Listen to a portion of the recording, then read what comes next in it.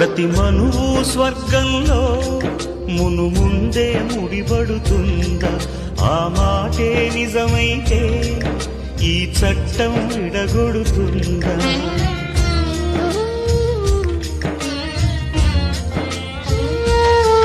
నీ రాతకు ఎంత సత్యం ఉందో చూదువు బ్రహ్మయ్యా, నీ సాక్ష్యం ఎంత విలువైందో ఓ అగ్ని చూడయ్యా.